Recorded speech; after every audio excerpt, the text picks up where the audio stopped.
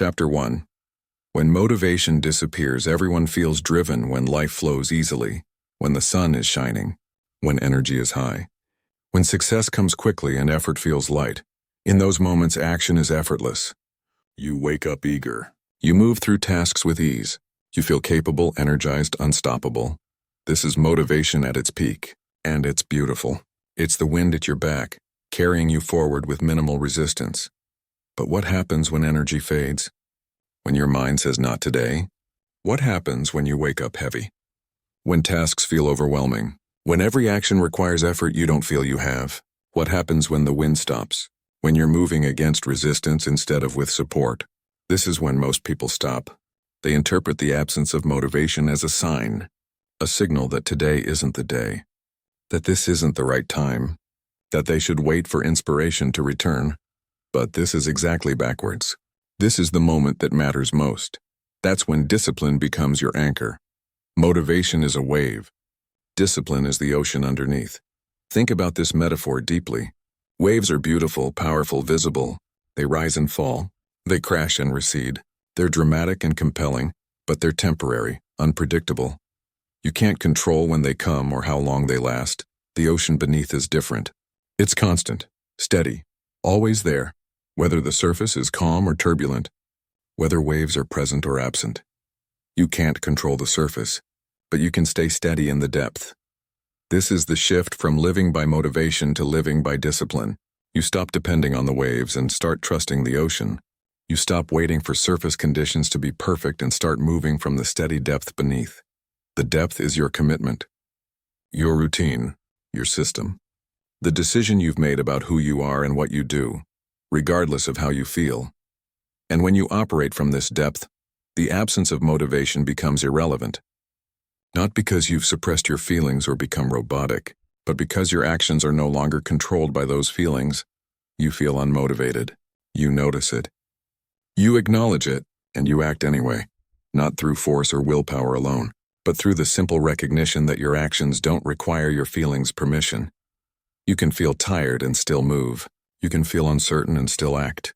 You can feel uninspired and still create. The feeling and the action are separate.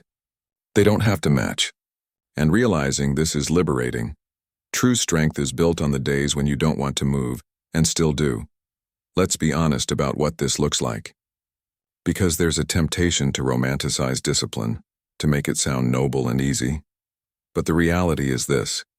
Most days will require effort. Most days some part of you will resist. Most days you'll need to move without feeling like it. This isn't suffering. It's not misery. But it is work. Real work. The work of aligning your actions with your commitments rather than with your momentary states.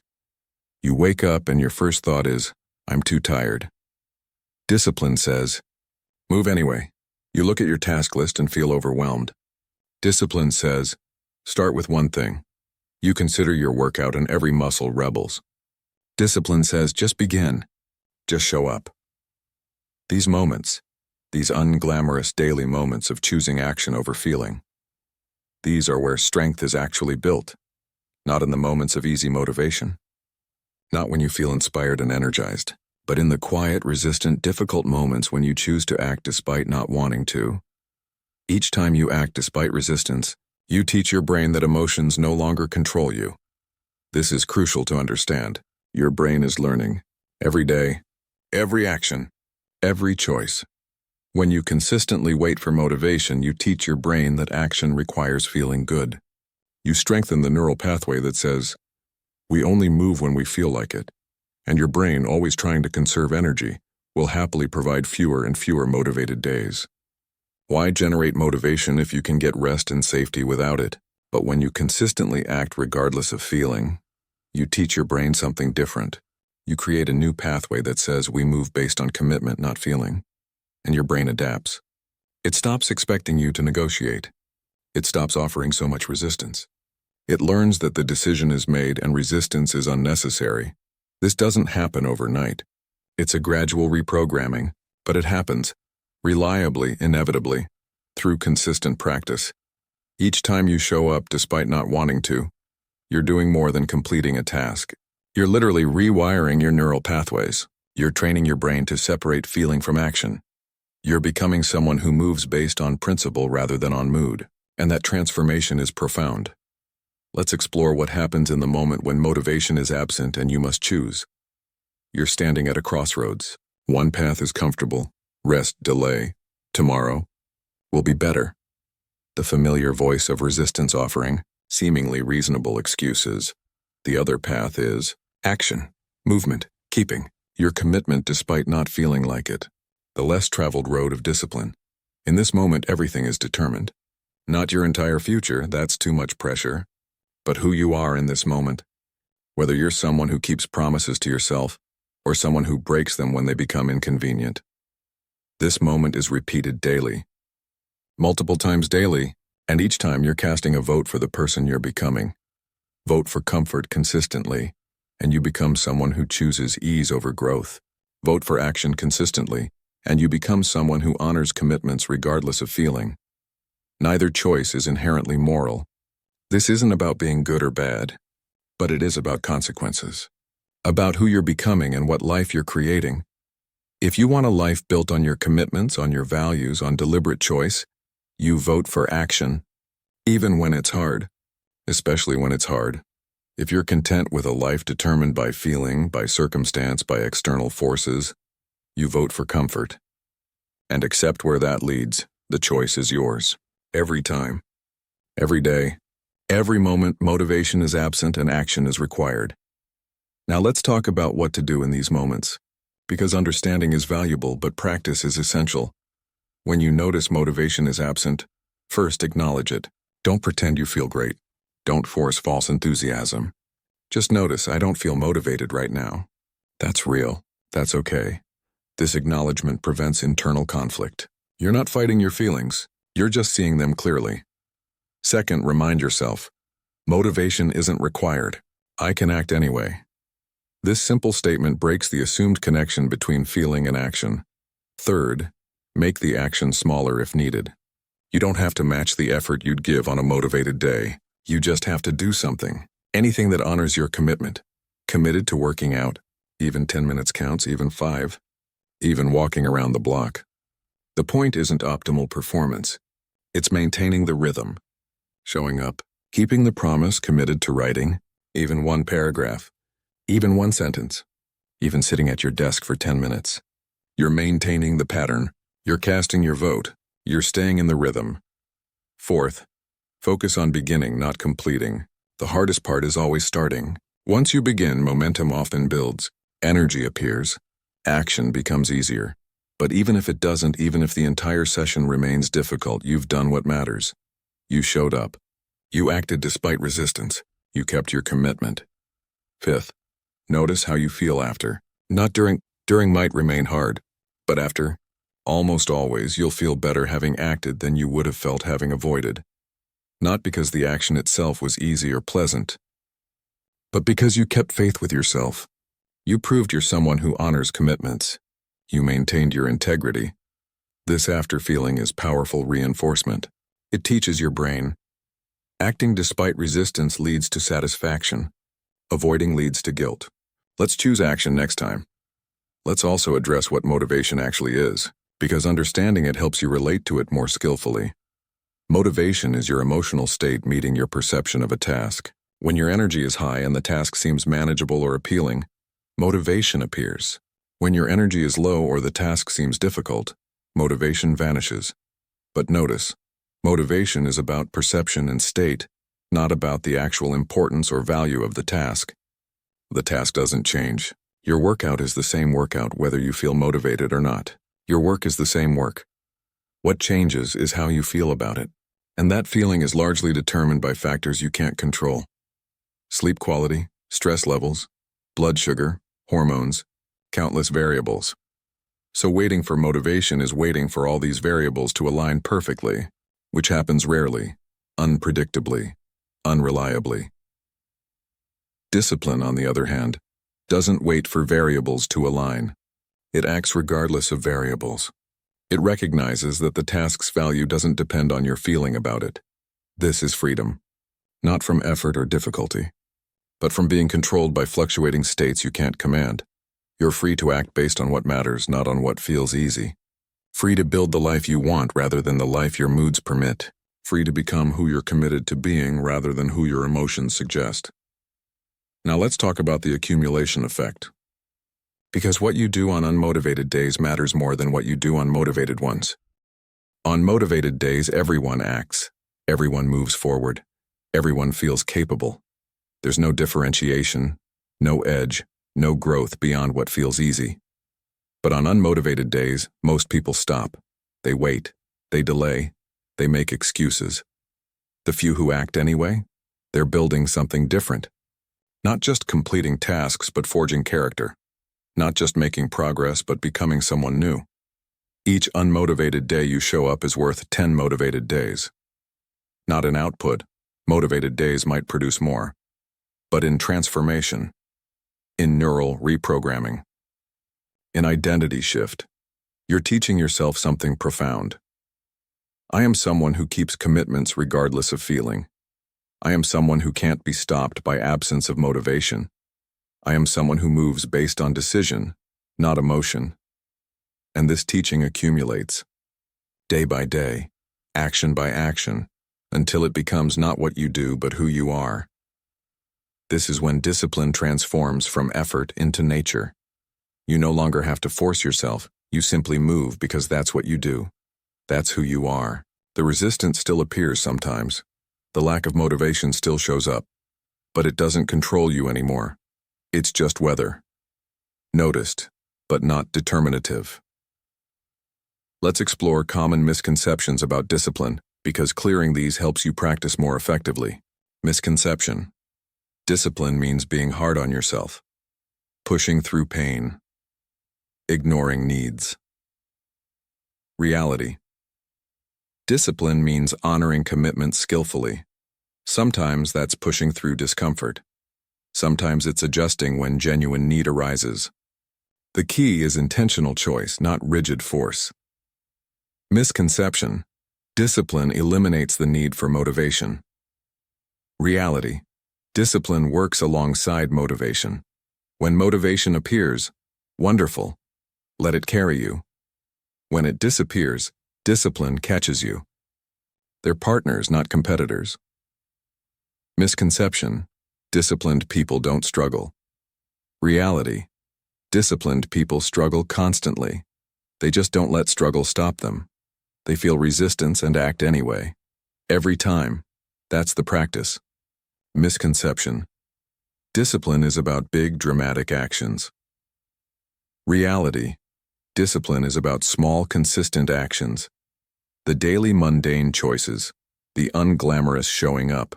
The quiet persistence that no one sees. Misconception. Once you develop discipline, it becomes permanent. Reality.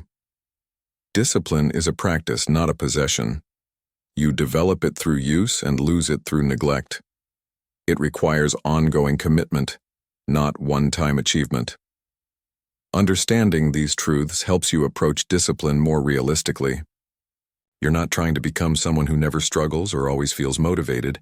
You're becoming someone who acts despite struggle, who moves without needing motivation. That's achievable. That's sustainable. That's real. Now let's talk about self-compassion within discipline, because there's a balance between commitment and kindness that's essential to maintain. Discipline without self-compassion becomes punishment. You force yourself forward, but you resent it. You show up, but you hate the showing up. You act, but you're at war with yourself. This isn't sustainable. This creates burnout. This makes discipline feel like suffering. But discipline with self-compassion is different. You acknowledge difficulty while acting anyway. You're kind to yourself about struggle while not letting struggle stop you. This is hard right now, that's okay, I'm doing it anyway. I really don't want to do this, I understand, I'm showing up regardless. I'm tired and resistant, I see that. I'm moving forward with gentleness. This internal dialogue honors both your humanity and your commitment. You're not suppressing feelings or forcing yourself brutally. You're acknowledging feelings while not being controlled by them. This is the middle path. Neither indulgent, I don't feel like it so I won't, nor punishing, I don't feel like it, but I'll force myself and hate every moment. But balanced. I don't feel like it and I'll do it anyway with kindness toward my resistance. This balance makes discipline sustainable. It transforms discipline from an enemy into a practice of self-respect, from war into partnership. Finally, let's acknowledge the truth. Motivation will disappear regularly. This isn't a problem to solve. It's a reality to accept. You won't feel motivated every day. You won't feel energized every morning. You won't feel inspired every moment. And that's okay. Normal. Human. Expected. The practice isn't eliminating these unmotivated states. It's acting well within them. It's maintaining your rhythm regardless of them. This is freedom. Not from feeling unmotivated, but from being controlled by that feeling, from needing perfect conditions to act, from waiting for states that rarely come. You're free to move forward on unmotivated days, free to build regardless of energy levels, free to create despite resistance. And in that freedom, you discover something remarkable. You're more powerful than you thought, more capable than you believed, more in control of your life than you imagined, not because you've gained some supernatural willpower, but because you've realized your actions don't require your emotions' approval. You can feel unmotivated and act anyway. You can feel uncertain and move forward. You can feel tired and still show up. The feeling and the action are separate. Always have been. You've just learned to see it. And once seen, everything changes. Motivation disappears. You act anyway. Energy fades. You act anyway. Doubt whispers. You act anyway. This is discipline. This is strength. This is freedom. Not from feeling, but from being controlled by feeling. Not from resistance, but from letting resistance win. Not from difficulty, but from letting difficulty stop you. Motivation will disappear. Regularly, inevitably, naturally, and you'll act anyway. Because that's who you're becoming. Someone who moves based on commitment, not emotion. Someone who keeps promises regardless of feeling. Someone who creates life rather than waiting for life to feel easy enough to start living. This is the path. This is the practice. This is the power. When motivation disappears, discipline appears. And in that appearance, everything you're building becomes possible. One action at a time. One unmotivated day at a time. One choice to move despite resistance. That's how strength is built. That's how life is created. That's how you become someone who can't be stopped by something as temporary as feeling. The ocean remains steady, regardless of waves, regardless of surface conditions, regardless of temporary states. Be the ocean, not the wave, and act from that depth. Always. Chapter 2. The system takes over. There is a quiet truth that separates those who endure from those who fade. It is not talent. It is not luck. It is not even willpower in the way most people understand it. It is this: the presence of a system. A system is not glamorous. It does not inspire immediate excitement. It will never trend on social media or become the subject of viral motivational speeches. But it is the foundation beneath every lasting achievement, every sustained transformation, every life that moves forward with quiet certainty instead of chaotic urgency. Success is not built on feelings. It is built on systems, the simple, repeatable routines that carry you forward when inspiration fades, when doubt creeps in, when the initial excitement of a goal has long since evaporated into the mundane reality of daily life. Most people begin with energy. They start a new project, a new habit, a new vision for their life. And for a few days, maybe even a few weeks, they are unstoppable. Motivation is high. The vision is clear. Action feels natural, almost effortless. They wake up excited. They go to bed satisfied. Progress feels inevitable. But then life happens. The energy fades. The newness wears off. Reality sets in with all its weight and complexity. And suddenly, the thing that felt so easy now feels like a burden. The mind begins to negotiate. Maybe tomorrow. Maybe when I feel better. Maybe when conditions are more favorable. Maybe when I have more time, more energy, more clarity. This is where most people stop. They believe the loss of motivation means they've lost the path.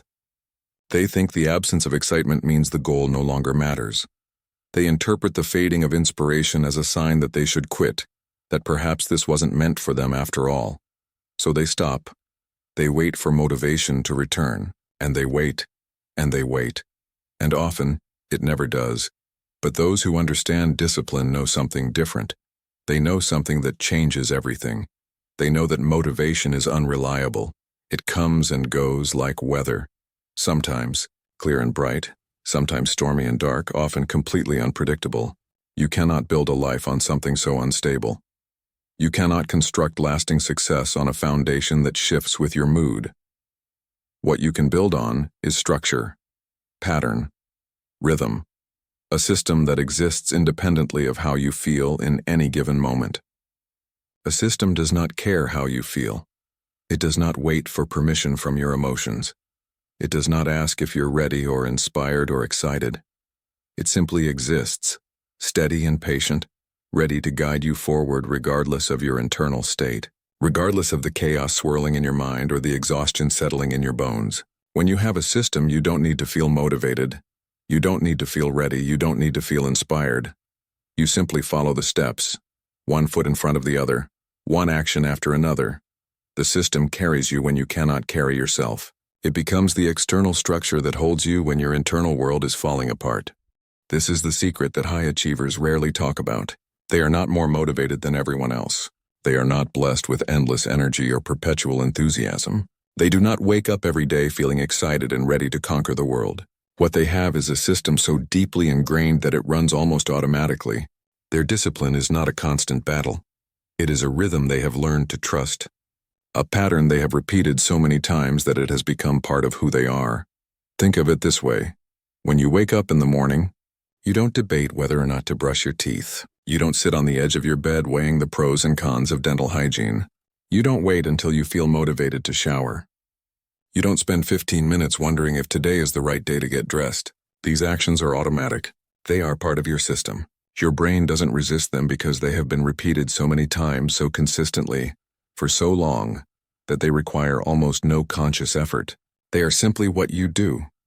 This is what happens when you build a true system.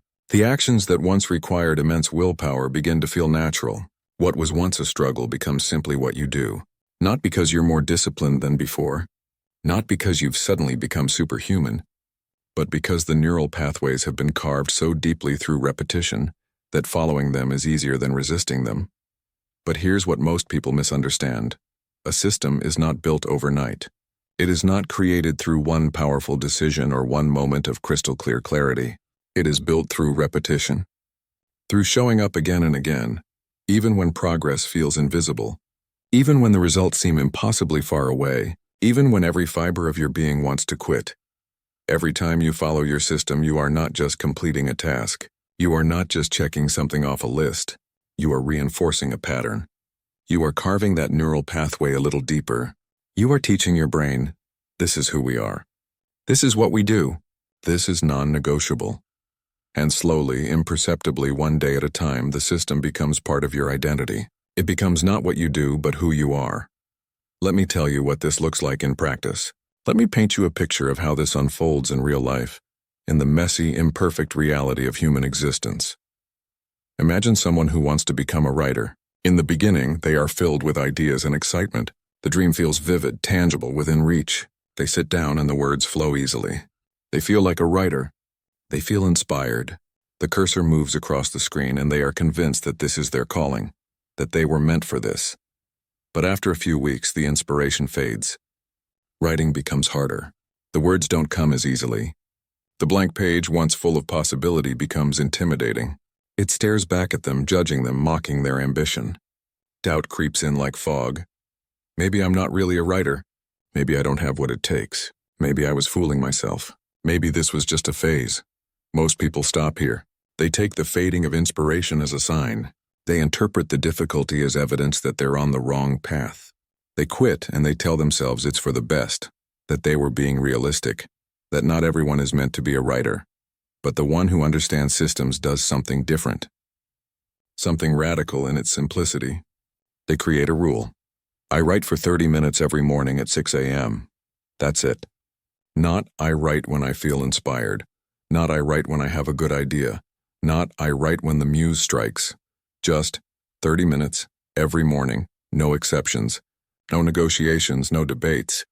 At first this feels difficult. Some mornings the words don't come. Some mornings everything they write feels terrible, clunky, embarrassing. Some mornings they stare at the page in frustration, convinced they're wasting their time, that this entire exercise is pointless, that they should be doing something more productive. But they show up anyway, because the system says so, not because they feel like it, not because they're inspired, but because the system is non-negotiable. And something remarkable begins to happen. After a few weeks, sitting down to write at 6 a.m. stops feeling like a decision. The alarm goes off and their body moves almost automatically. They don't debate it. They don't negotiate with themselves. They just sit down and write. The resistance fades. The brain stops fighting. The act of writing becomes automatic, woven into the fabric of the day as naturally as breathing. And on the days when inspiration does show up, it has a place to land, because the writer is already there, already sitting, already with hands on keyboard, already ready. Inspiration doesn't have to create the habit. The habit creates space for inspiration. The system provides the container. The muse simply fills it. This is the power of a system. It removes the need for constant decision-making. It eliminates the exhausting internal debate. Should I? Do I feel like it? Is today the right day? Am I in the right mood? Do I have the right energy? All of that noise disappears. The system answers the question before it's even asked. The system says, this is what we do. This is who we are. Now move. Your system becomes your silent power. You don't argue with yourself. You don't waste energy on internal conflict. You don't deplete your willpower debating whether today is the day you'll follow through. You just follow the steps. One small act repeated daily builds a foundation no burst of motivation ever could. One brick laid consistently day after day creates a structure that can withstand any storm. Now let's go deeper. Because understanding the concept is not enough. You need to know how to build a system that actually works. One that supports you instead of draining you. One that feels sustainable instead of overwhelming. One that you can maintain not just for days or weeks but for months and years. The first principle of an effective system is simplicity. A system is not a complicated blueprint filled with dozens of steps and elaborate plans. If your system is too complex, you won't follow it. Complexity creates friction. Friction creates resistance. Resistance creates failure. It's that straightforward. A good system is almost embarrassingly simple. It is so straightforward that you cannot talk yourself out of it. So minimal that there is no excuse not to do it. So basic that it feels almost silly to call it a system at all. If you want to build a reading habit, your system is not read for 2 hours every night before bed while taking detailed notes and reflecting on the themes. That's a recipe for failure. That's setting yourself up for the inevitable day when you're exhausted, when life has drained you, when 2 hours feels impossible, and on that day you'll skip it. And skipping once makes it easier to skip again. Your system is, read 1 page before bed. That's it. 1 page, so simple it feels trivial. So minimal it almost doesn't count. But that simplicity is its strength. Because you can always do 1 page, even on your worst day, even when you're exhausted, even when everything in your life is falling apart. 1 page is non-negotiable because 1 page is always possible. And here's the secret, the beautiful paradox. Once you've read 1 page, you'll often read more. Because starting is the hardest part. The friction is in beginning, not continuing. Once you've started, once you've overcome that initial resistance, momentum takes over. The brain says, well, I'm already here. I might as well keep going. And often you do. But even if you only read 1 page, even if you close the book after 60 seconds, you've kept the system intact. You've reinforced the pattern. You've proven to yourself that you are someone who reads every day without exception, regardless of circumstances. The second principle is consistency over intensity. A system thrives on repetition, not perfection. It is better to do something small every single day than to do something massive once in a while. This is counterintuitive because intensity feels more impressive. Intensity gets attention. Intensity makes for good stories, But intensity doesn't build habits. Consistency does. Most people fail because they aim for intensity. They want to work out for 2 hours. They want to write 10 pages. They want to meditate for an hour. They want to overhaul their entire life in one dramatic burst of effort. And for a day or two, maybe even a week, they can maintain that intensity through sheer force of will. But when life gets busy, when energy dips, when motivation fades, and it always does, they can't meet that standard. So they skip it. I don't have 2 hours today, so I won't work out at all. I can't write 10 pages, so I won't write anything. The all-or-nothing mentality kills the system before it even has a chance to take root, and skipping once makes it easier to skip again, and again, and again, until the system collapses entirely, until the goal is abandoned, until they're back where they started, frustrated and convinced that they lack discipline. But if your system is small and consistent, it survives, even on chaotic days, even when you're tired, even when life throws you off balance, even when everything feels like it's falling apart. You can still do the minimum. And doing the minimum keeps the pattern alive. It keeps the flame burning, however small, until conditions improve. This is not about lowering your standards. This is not about settling for mediocrity. This is about understanding how habits are formed, how neural pathways are built, how transformation actually happens. A habit is not built through one heroic effort. It is built through countless small actions, repeated with such consistency that they become automatic. And the more consistent those actions are, the faster they solidify into habit, the deeper they carve into your identity. Think of it like this.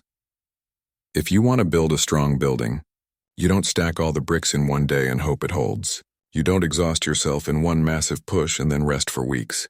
You lay one brick at a time, day after day, week after week, making sure each layer is solid before adding the next. That's how you create something that lasts. That's how you build something that can withstand weather, time, and pressure. The same is true for your system. Small, steady, consistent action compounds over time into something unshakable. 1 page becomes a book. 30 minutes becomes a novel. 10 push-ups becomes a transformed body. Not immediately, not dramatically, but inevitably. The third principle is non-negotiability. Your system must be sacred. It is not optional. It is not something you do when you feel like it or when you have time. It is not a preference or a suggestion. It is simply what you do, period. End of discussion. This is where most people struggle. They create a system but treat it like a suggestion. I'll try to work out in the morning. I'll try to journal before bed. I'll try to meditate when I wake up. The word try is poison. It leaves room for negotiation. It keeps the door open for excuses. It allows emotions to override commitment. And when you negotiate with yourself, emotions will always win. Because emotions are immediate and powerful, and future consequences feel distant and abstract.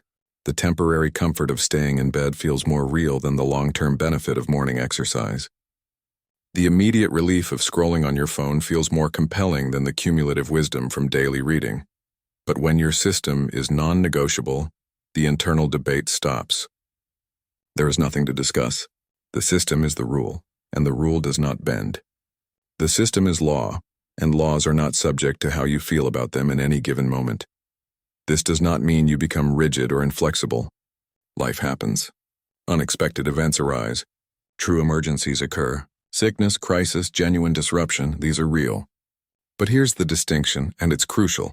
An emergency is something genuinely outside your control. Skipping your system because you don't feel like it is not an emergency. It's a choice. And every time you make that choice, every time you negotiate your way out of your commitment, you weaken the system. You teach your brain that the system is optional, and once it's optional, it's already dead. When your system is non-negotiable, you protect it fiercely. You plan your day around it. You say no to things that conflict with it. You prioritize it above distractions, above convenience, above comfort. Not because you're being rigid, but because you understand that the system is not just about the task itself. It's about the identity you are building. It's about becoming someone whose word means something, even when the only person listening is yourself. Every time you follow your system, especially on the days when you don't want to, you are saying to yourself, I am someone who keeps promises to myself. I'm someone who does what I said I would do. I am someone who can be trusted. And every time you break your system without genuine reason, you are saying the opposite. You are teaching yourself that your commitments are negotiable, that your word is flexible, that you cannot be relied upon. And once that lesson is learned, it spreads to every area of your life. This is why consistency matters so much. It's not just about the results you achieve, though those are real and significant. It's about the person you become in the process, the person who shows up, the person who follows through, the person whose word, even to themselves, means something absolute. Now let's talk about what happens when the system takes over. When you have followed your routine long enough that it no longer feels like effort. When the resistance fades and the action becomes almost automatic. When discipline transforms into identity. This is the moment when transformation accelerates, when progress compounds, when everything changes. In the beginning, every action requires conscious effort. Your brain resists because it prefers the familiar. Your emotions protest because change feels uncomfortable. Your body feels heavy because it's adapted to rest. This is normal. This is not a sign that you're doing it wrong. This is the cost of building something new. This is the price of growth. And if you understand that, you can endure it without being discouraged. But if you persist, if you continue following the system even through the resistance, even through the discomfort, even through the days when every cell in your body is screaming at you to quit, something shifts. Not all at once, not dramatically, but gradually, almost imperceptibly, like the changing of seasons. The resistance begins to fade. Not all at once, but gradually. Each repetition makes the next one slightly easier. Each day you show up, the next day requires a little less willpower. The neural pathways strengthen. The behavior becomes encoded in your brain's architecture. The action shifts from the prefrontal cortex, where conscious effort lives, to the basal ganglia, where automatic behaviors reside. And eventually the system runs almost on its own. This is the point where discipline transforms into habit, where effort transforms into ease, where the thing that once felt like a burden now feels like simply who you are. You don't think about it. You don't debate it. You just do it. The way you breathe, the way you blink, the way you walk. And when you reach this point, something remarkable happens. You gain time and energy. Because you are no longer spending mental resources debating with yourself every morning. You are no longer wasting energy on resistance, on negotiation, on convincing yourself to do what you already committed to doing. The action happens smoothly, efficiently, automatically. And all the energy you used to spend forcing yourself forward is now available for other things. For creativity, for growth, for presence, for joy. This is the paradox of discipline. What feels like restriction in the beginning becomes freedom in the end. The system that once felt like a cage becomes the structure that liberates you from chaos, indecision, and self-doubt. The routine that seemed to limit you actually expands your capacity. The boundaries you set don't confine you. They contain your energy so it can be directed powerfully instead of scattered chaotically. When your system is strong, you stop living at the mercy of your moods. You stop being tossed around by circumstance like a leaf in the wind. You stop waiting for the perfect moment or the right feeling. You simply move forward steady and sure because the system carries you. You become unshakable not because nothing affects you, but because your foundation is solid, regardless of what's happening on the surface. That's the secret of progress. Not intensity, but consistency. When your system takes over, effort becomes automatic, and peace begins to replace chaos. Peace. That is the word most people don't associate with discipline. They think discipline is harsh, rigid, punishing. They imagine a life of constant struggle, of forcing yourself to do things you don't want to do, of living in perpetual restriction. But true discipline, discipline rooted in a solid system, is the opposite. It is peaceful. Profoundly, deeply peaceful. Because you are no longer at war with yourself. You are no longer torn between what you want to do and what you know you should do. You are no longer exhausted by internal conflict, by the constant back and forth between desire and commitment. The system has made the decision for you. And in that clarity and that removal of constant choice, there is profound peace. This is what it means for the system to take over. It is not about becoming a machine. It is not about losing spontaneity or joy or humanity. It is about creating a foundation so solid that you can build anything on top of it. A structure so reliable that you can relax into it, knowing it will hold you, knowing it will carry you forward even on the days when you cannot carry yourself. When you have a system, you are free to focus on higher things. You are free to be creative, to explore, to grow, to experience, because the fundamentals are handled. Your energy is not consumed by basic survival or constant decision-making. It is available for deeper pursuits, for connection, for meaning, for beauty, for contribution. This is the quiet power of routine. It is not the enemy of freedom. It is the foundation of it. It is not the opposite of creativity. It is the container that allows creativity to flourish. The artist who paints every morning at the same time produces more work than the artist who waits for inspiration. The writer with a daily practice publishes books. The musician who practices daily masters their instrument. Not because they're more talented, but because they have a system. So if you are struggling right now, if motivation has faded and discipline feels hard and you're not sure you can keep going, know this. You do not need more motivation. Motivation is not the answer. You need a better system. A system so simple you cannot fail. A system so consistent it becomes part of you. A system so non-negotiable that it runs regardless of how you feel, regardless of what's happening around you, regardless of whether you're inspired or exhausted or somewhere in between. Build that system. Not tomorrow. Not when you feel ready. Now, today, this moment. Start small. So small it feels ridiculous. So simple it feels trivial. 1 page. 10 minutes. 5 push-ups. 1 paragraph. Whatever it is, make it so small that you cannot talk yourself out of it. Then protect it. Guard it. Follow it. Every single day. Especially on the hard days. Most especially on the days when you don't feel like it. When every excuse sounds reasonable. When skipping seems justified. Those are the days when the system proves its worth. Those are the days when you discover that you are stronger than your emotions, more reliable than your moods, more powerful than your resistance. The system takes over, and when it does, you are free. Free from the tyranny of motivation, free from the chaos of inconsistency, free from the exhausting internal debate about whether today is the day you'll follow through. You are simply someone who does what they do, and that identity, that unshakable knowing of who you are, is worth more than any burst of temporary inspiration could ever be. This is how transformation happens. Not through dramatic moments or sudden breakthroughs, but through quiet, consistent action. Through the system, through showing up, through the mundane magic of repetition. Let the system take over. Trust it, follow it, and watch what you become. Chapter 3. The weight of inconsistency. There is a weight you carry that you might not even notice.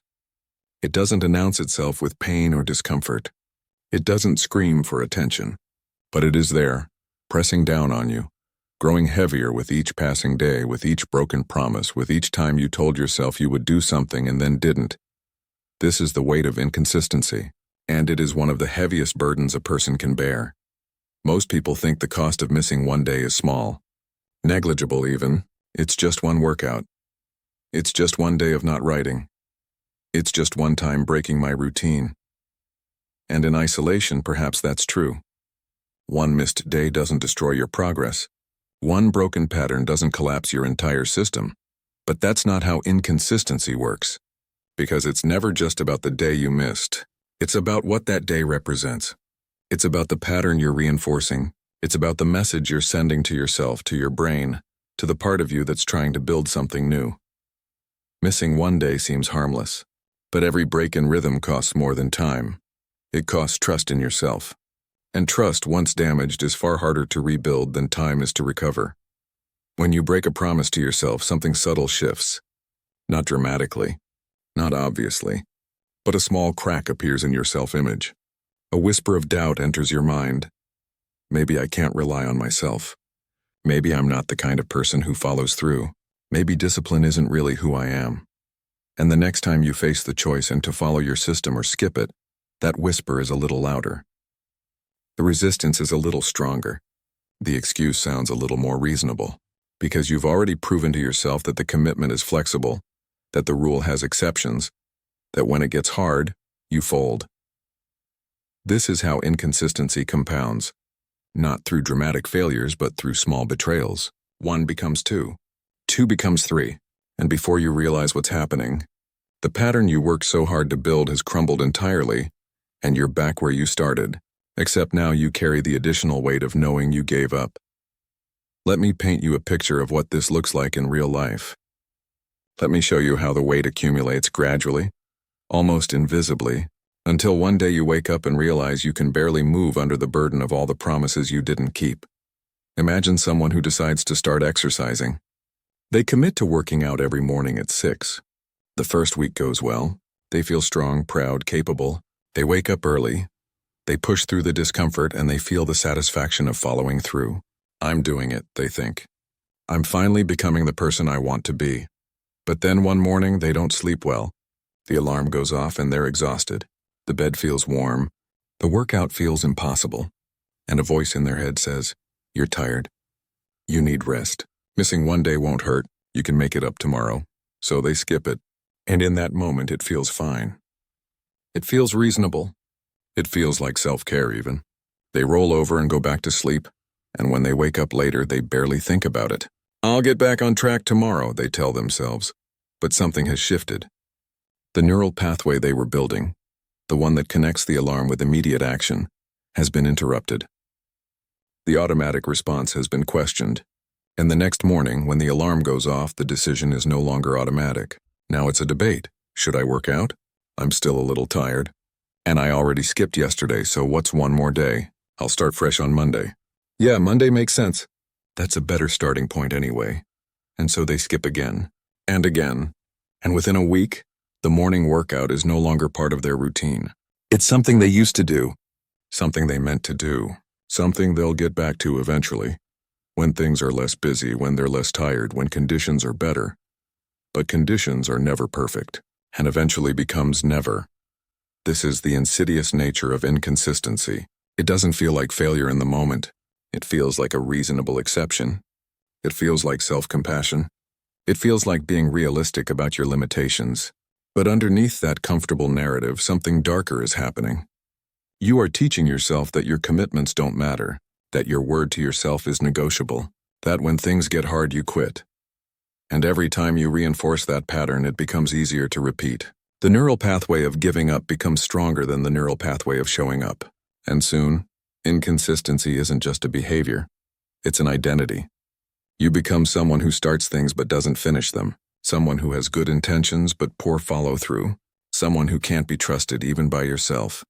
And that realization, that moment when you see yourself clearly and recognize that you have become unreliable, that's when the weight becomes unbearable. Because you're not just carrying the consequence of one missed workout or one skipped writing session. You're carrying the accumulated evidence of every time you failed to keep a promise to yourself. Every time you said tomorrow and tomorrow never came. Every time you chose comfort over commitment, ease over effort, the path of least resistance over the path you said you would walk. Inconsistency feeds guilt, and guilt drains your energy. This is the vicious cycle that traps so many people. They feel guilty for skipping their routine, so they avoid thinking about it. But avoidance doesn't erase guilt, it amplifies it. The guilt sits in the background, a constant low hum of shame, draining motivation and energy until even the thought of trying again feels exhausting. You want to start fresh, you want to recommit, but every time you consider it, the weight of past failures presses down on you. I've tried this before and failed. Why would this time be different? I'm just going to disappoint myself again, and so you don't try. You stay stuck. Not because you're lazy or weak, but because the weight of inconsistency has become so heavy that movement feels impossible. But here's what you need to understand. The cure is rhythm. Predictable movement. Quiet repetition. Not perfection. Not dramatic transformation. Just rhythm. The simple, steady beat of showing up again, and again, and again. You don't erase the past by dwelling on it. You don't undo broken patterns by feeling guilty about them. You move forward by creating a new pattern, by choosing in this moment to show up, and then choosing it again in the next moment. And the next, the weight of inconsistency is real, but it is not permanent. It can be lifted. One action at a time, one kept promise at a time, one day of consistency at a time. Let me tell you about the power of returning, because this is where most people misunderstand discipline entirely. They think discipline means never failing, never missing a day, never breaking the pattern. And when they inevitably do fail, because all humans fail, They interpret it as evidence that they're not disciplined. So they quit entirely. But that's not what discipline is. Discipline is not perfection. Discipline is not an unbroken streak. Discipline is the ability to return, to fall and get back up, to break the pattern and restore it. To fail and choose to begin again. You don't need to be perfect. You just need to return to the pattern, to show up again. The moment you return, momentum comes back to life. That's the real discipline. Not never falling, but never staying down. Think about it this way. Imagine you're walking a path through the forest. You've been walking this path every day, and it's becoming clearer, more defined, easier to follow. But one day you wander off the path. You get distracted.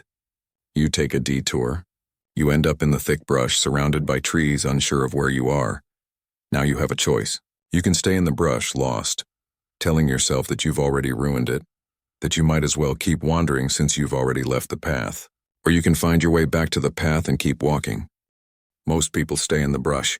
They've already broken their streak, already failed, already proven they're inconsistent. So why bother trying to get back on track? The damage is done. But the person who understands discipline makes a different choice. They acknowledge they wandered off. They don't pretend it didn't happen. They don't beat themselves up for it. They simply find the path again and continue walking, because they understand that the path is always there. It doesn't disappear just because you left it for a moment. It's waiting for you to return. This is the crucial insight. Consistency is not about never breaking the pattern. It's about how quickly you restore it. It's about the gap between failure and return. The shorter that gap, the stronger your discipline. If you miss one workout and return the next day, you've barely left the path. The pattern is still intact. The momentum is still alive. But if you miss one workout and then avoid it for a week, for a month, then the path begins to fade.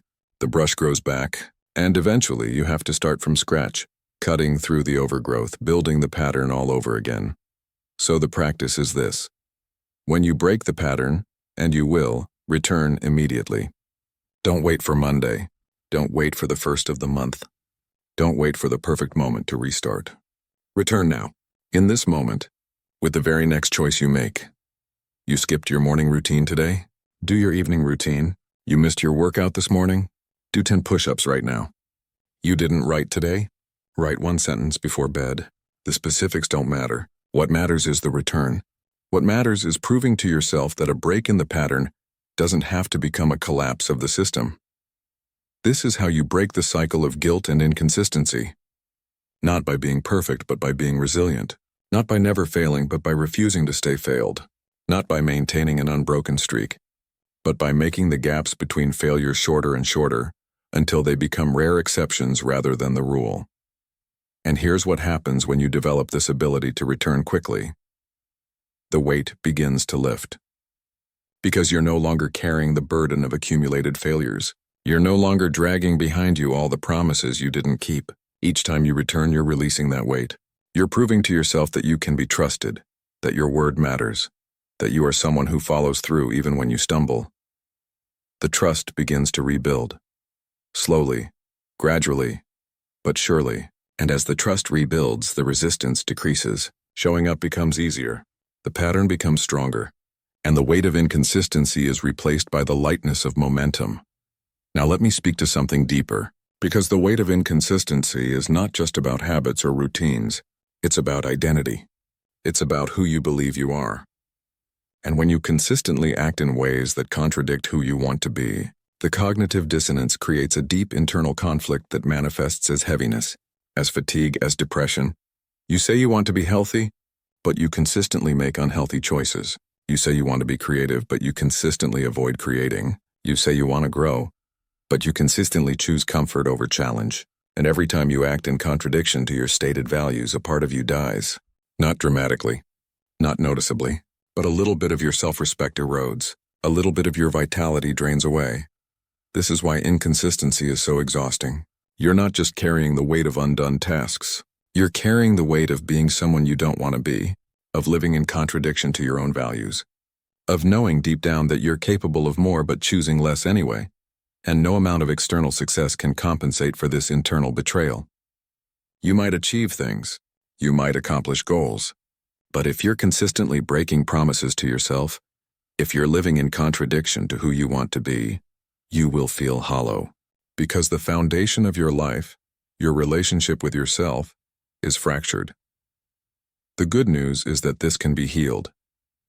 Completely. But the healing doesn't come from big dramatic gestures. It comes from small, consistent actions that align with who you want to be.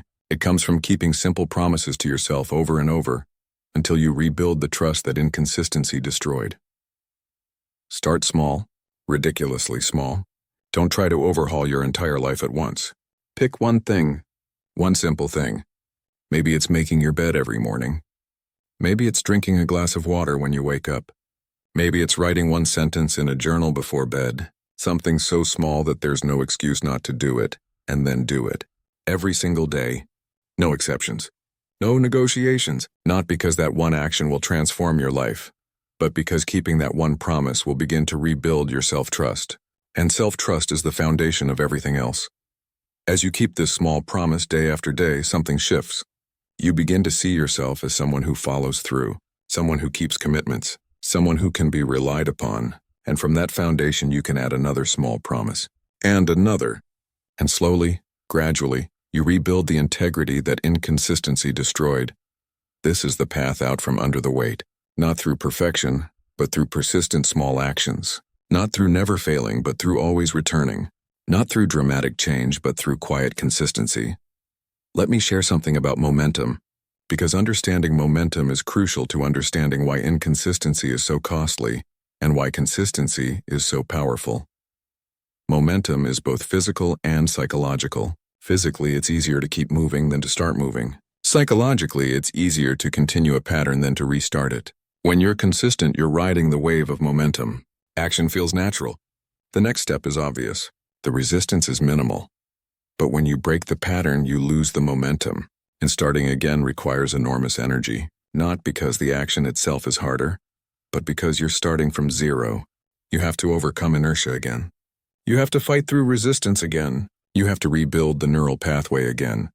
This is why missing one day is never just about that one day. It's about the momentum you lose. It's about the energy required to start again. It's about the compounding cost of repeated stops and starts. Imagine pushing a heavy cart. When it's rolling, keeping it moving takes relatively little effort. You just maintain the momentum.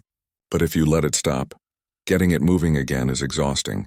You have to push with all your strength just to overcome the initial resistance. This is exactly what happens with your habits and routines. When you're consistent, maintaining the pattern is relatively easy. But when you break the pattern, restarting is hard. And if you break it repeatedly, you spend all your energy trying to restart and none of it actually moving forward. This is why people feel stuck. They're not stuck because they lack potential or ability. They're stuck because they're constantly stopping and starting. They build a little momentum, then lose it. Start again, then quit again. Over and over. All their energy goes into overcoming inertia, and none of it goes into actual progress. The solution is to protect your momentum fiercely, to recognize that consistency isn't just about achieving goals. It's about preserving the psychological and neurological momentum that makes achievement possible. It's about keeping the cart rolling so you're not constantly exhausting yourself trying to get it moving again. And if you do lose momentum, if you do break the pattern, the solution is to restart immediately. Not tomorrow, not next week, now. Before the cart comes to a complete stop, before all the momentum is lost. Catch yourself quickly, return fast. The faster you return, the less energy you'll need to rebuild. Now let me speak to the emotional dimension of inconsistency, because this is where much of the weight actually resides. When you're inconsistent, you don't just lose momentum and trust. You accumulate shame. And shame is one of the heaviest emotions a human can carry. Shame says, there's something wrong with me. Not I made a mistake, but I am a mistake. Not I failed at this, but I am a failure. Shame is identity level. It attacks not what you did, but who you are. And when shame accumulates through repeated inconsistency, it becomes a core belief that colors everything. You stop trying new things because I'm the kind of person who quits anyway. You don't set goals because I never follow through. You avoid opportunities because I'll just disappoint myself. Again, the shame of past inconsistency becomes a self-fulfilling prophecy. ensuring future inconsistency.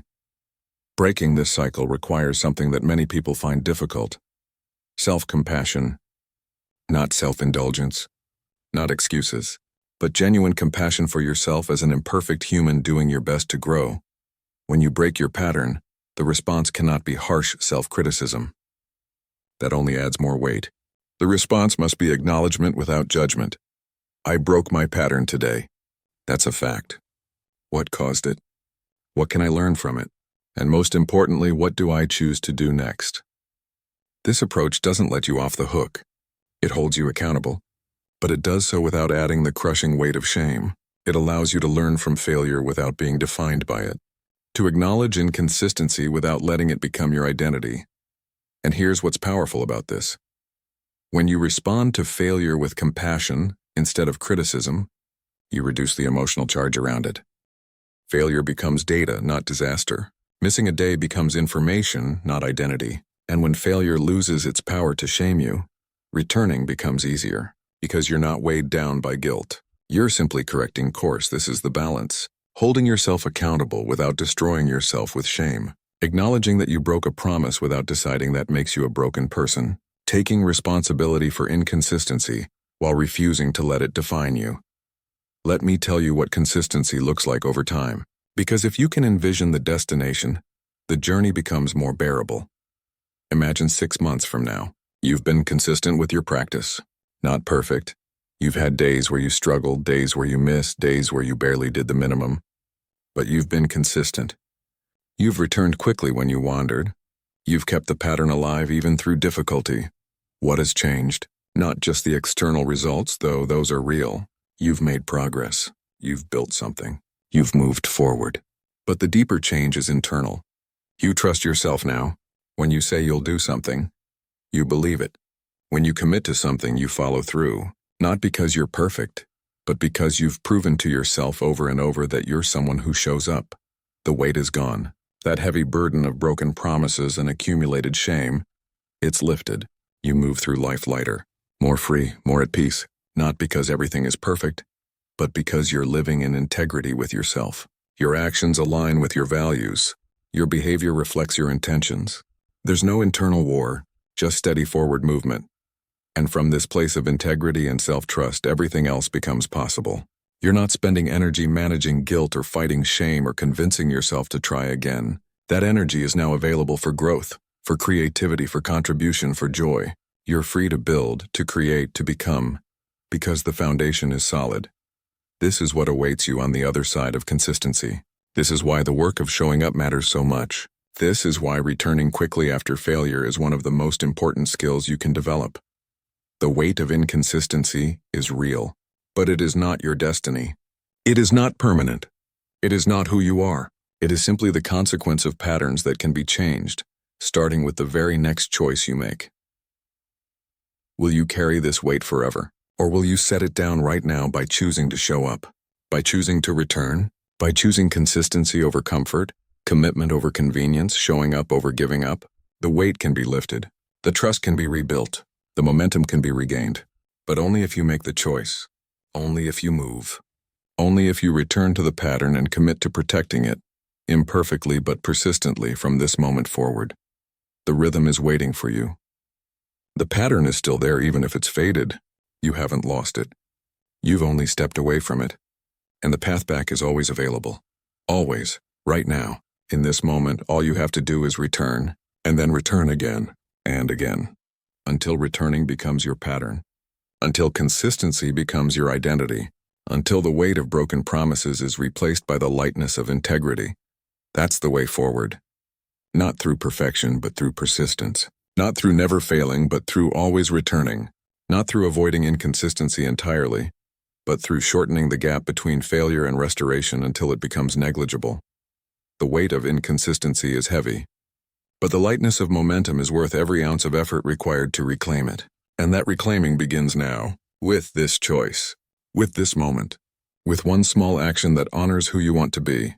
Return to the pattern, and let the healing begin. Chapter 4.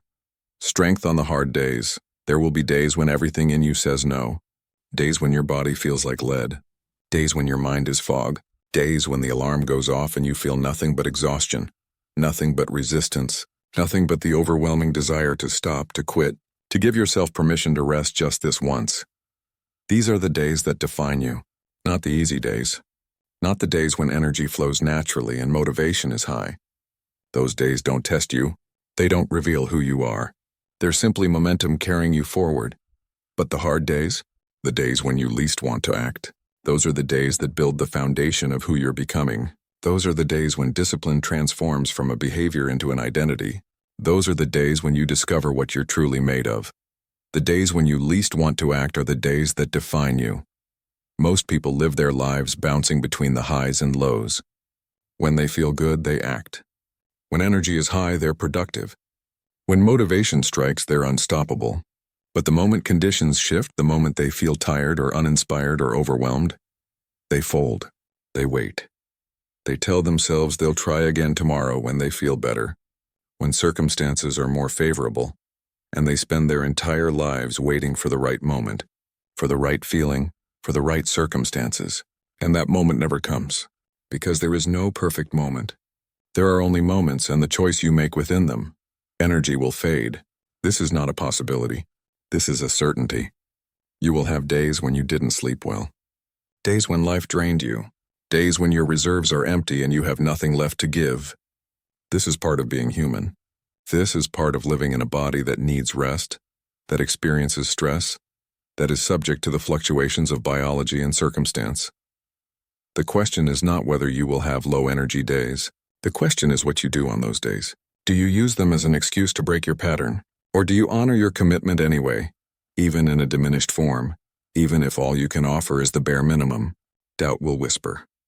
There will be days when your mind becomes your enemy, when every thought is designed to convince you that today is the day you should quit. You've done enough already. You deserve a break. One day won't matter. You can start again tomorrow. The voice sounds reasonable. It sounds like wisdom. It sounds like self-care, but it's not. It's fear. It's resistance. It's the part of you that wants to stay small, stay safe, stay comfortable. And if you listen to it, if you give it power, it will always win, because comfort will always feel more appealing than growth. Ease will always feel more attractive than effort. The path of least resistance will always seem more logical than the path of discipline. Your body will resist. On the hard days, your physical form will feel heavy. Every movement will require conscious effort. Getting out of bed will feel like lifting a weight. Taking the first step will feel impossible.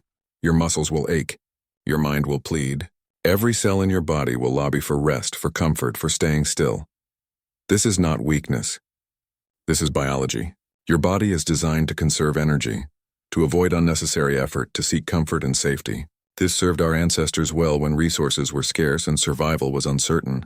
But in the modern world, where survival is mostly assured but growth requires intentional effort, this biological imperative becomes an obstacle. Your body wants to keep you safe, but safety and growth exist in different territories. And if you want to grow, you must be willing to override the signals telling you to stay small. But if you keep the promise to yourself, to move, to work, to show up, you grow stronger in silence. This is the secret that those who achieve lasting transformation understand. Strength is not built on the days when everything is easy. It is built on the days when everything is hard and you do it anyway. Every hard day you push through becomes a deposit in your account of self-trust. Every time you act, despite not wanting to, you prove to yourself that you are someone who follows through, that you are not controlled by your feelings, that you are not a slave to your circumstances, that you are someone who can be counted on, especially when it's difficult. And these deposits compound. They accumulate. They build a foundation of resilience that cannot be shaken by temporary discomfort or fleeting doubt.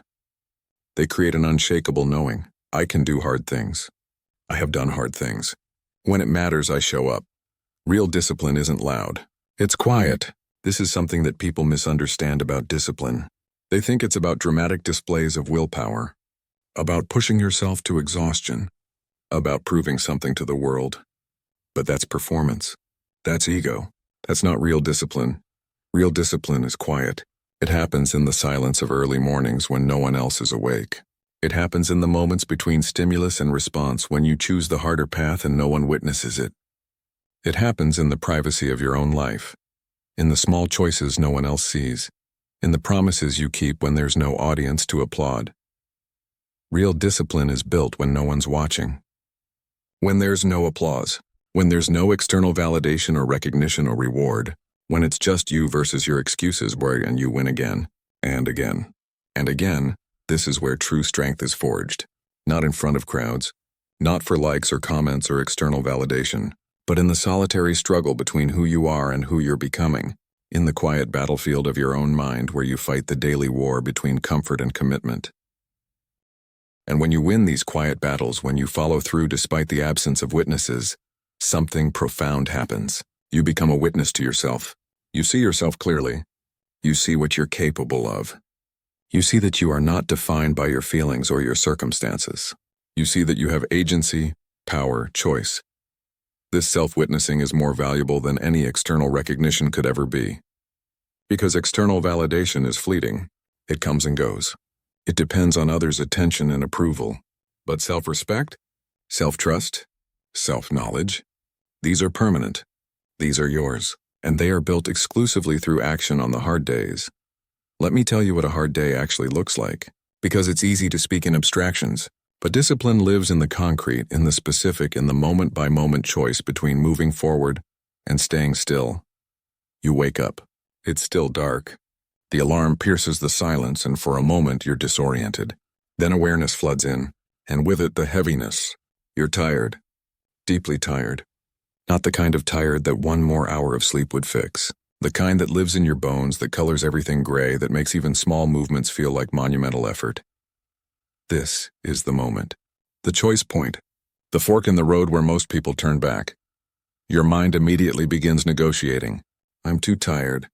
I need rest. My body is telling me to sleep, and I should listen to my body. That's self-care. That's wisdom. I'll work out tomorrow when I'm rested. That makes more sense. That's the smarter choice. And it sounds so reasonable, so logical, so justified.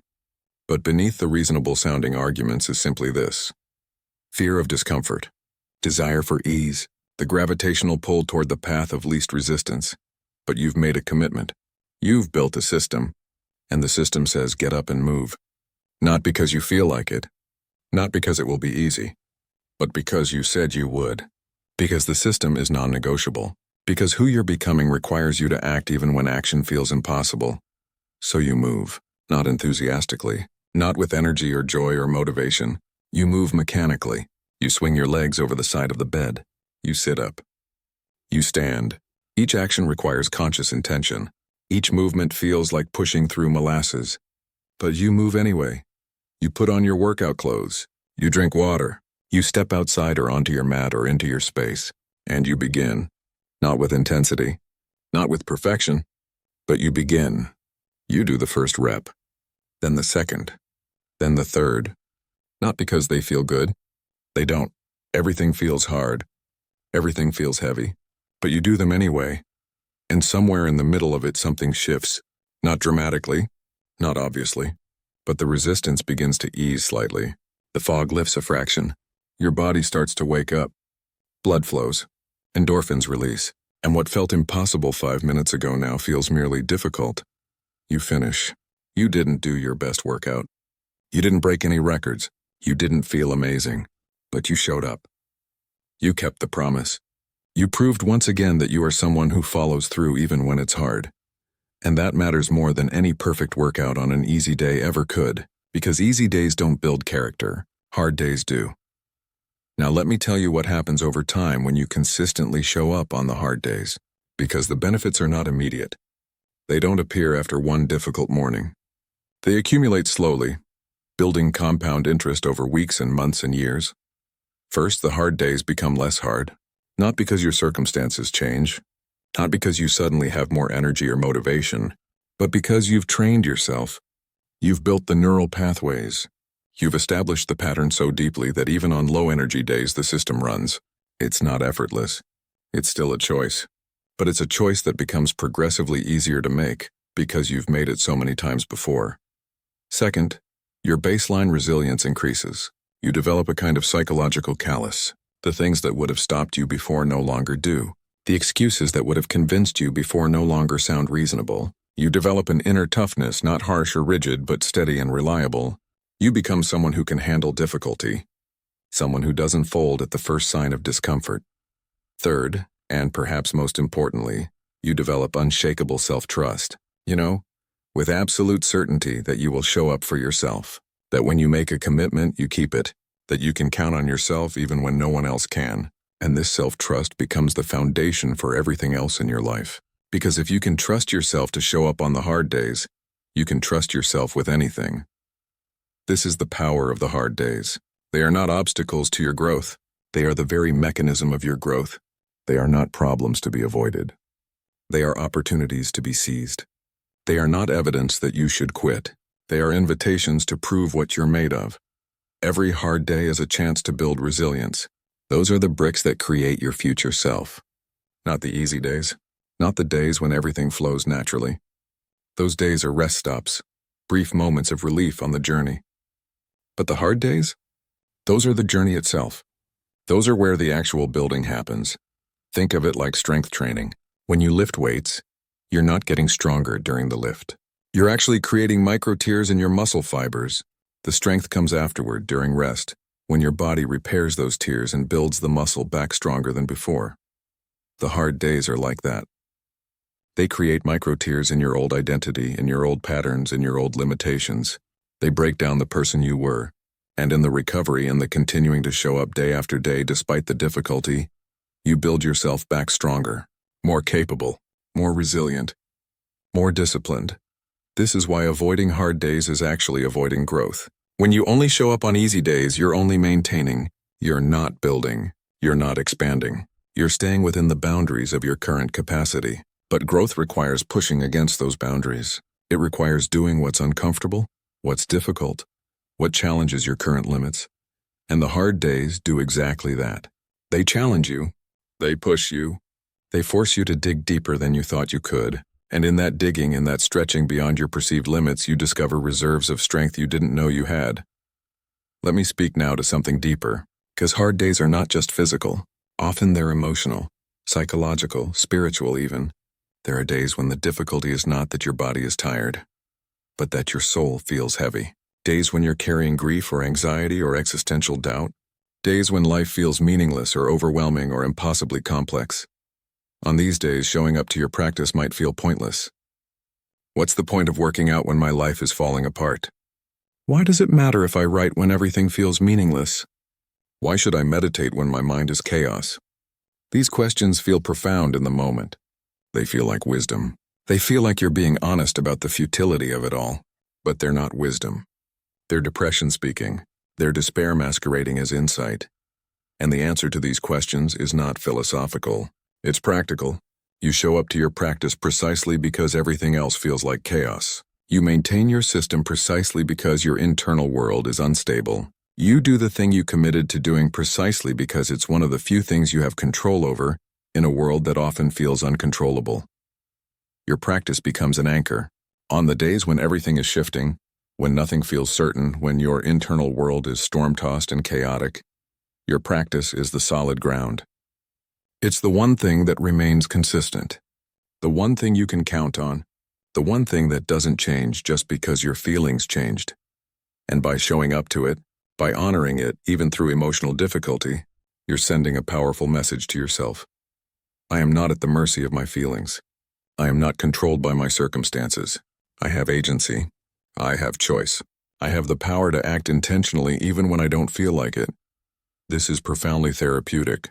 More therapeutic than any amount of thinking or analyzing or understanding could be. Because you're not just thinking about resilience, you're embodying it. You're not just believing you can overcome difficulty, you're proving it through action. And every time you prove it, the belief becomes stronger, not as an abstract concept but as lived experience. I felt terrible and did it anyway.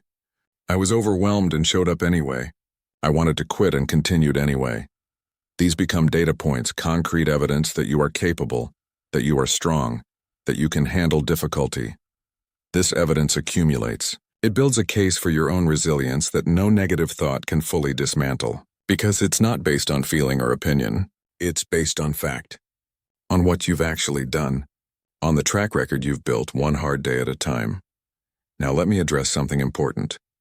The hard days are not punishment. They're not evidence that you're doing something wrong. They're not signs that you should quit or change direction. They're simply part of the process. Part of being human. Part of growth. Too many people interpret difficulty as failure. They think, if this were right for me, it wouldn't be this hard. If I were meant to do this, it would feel easier. But that's a fundamental misunderstanding of how growth works. Things don't become easy because they're right for you.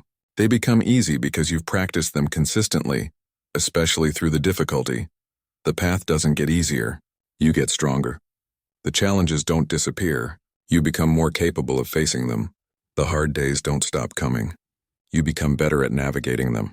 This reframe is crucial, because if you're waiting for the day when discipline feels easy, when showing up requires no effort, when the hard days vanish, you'll wait forever. That day doesn't come. What comes instead is a version of you who can handle the hard days with less drama, less resistance, less internal conflict. The hard days become part of your rhythm. They're no longer catastrophes. They're no longer reasons to quit. They're just days. Days when you show up anyway.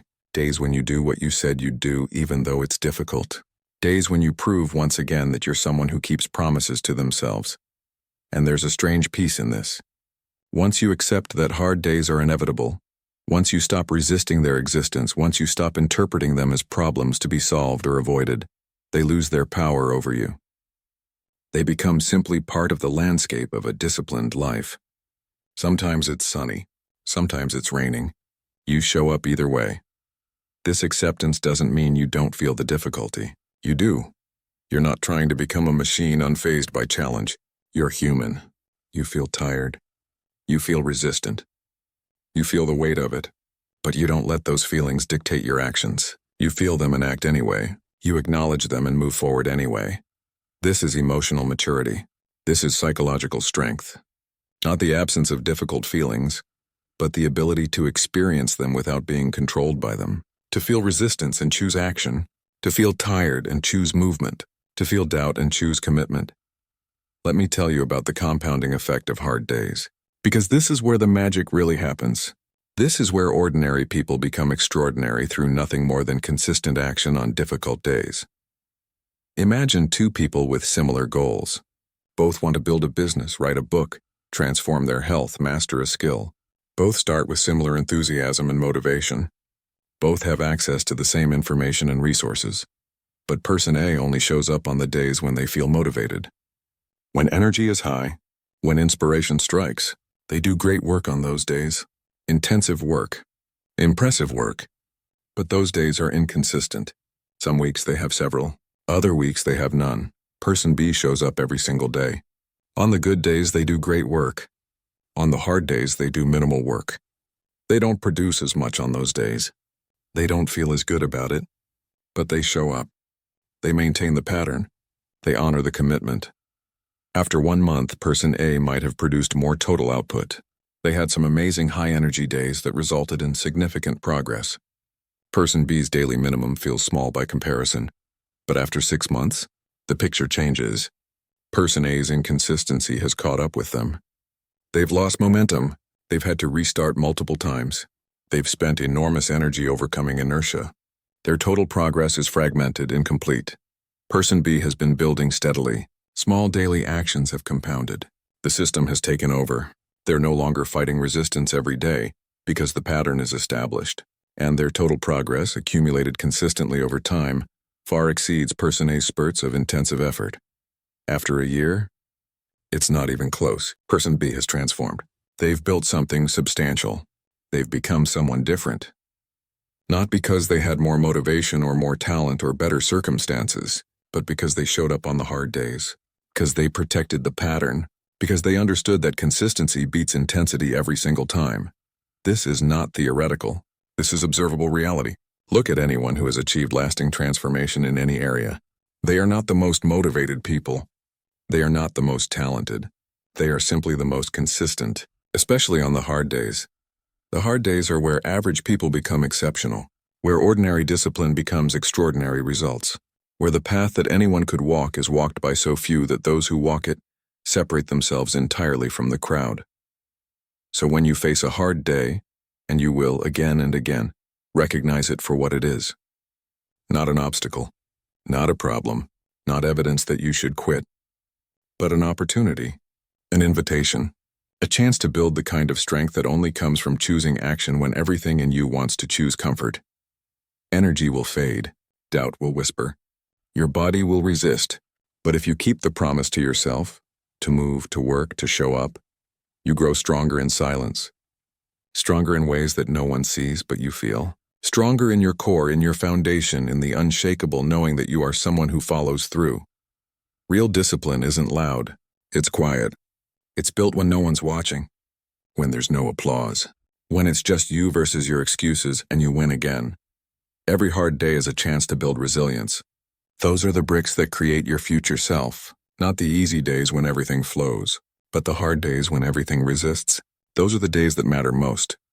Because anyone can show up when it's easy. Anyone can act when they're motivated. Anyone can follow through when they feel good. That requires nothing exceptional. That's simply riding the wave of favorable conditions. But showing up when it's hard, acting when you're unmotivated, following through when you feel terrible, that requires something different. That requires character.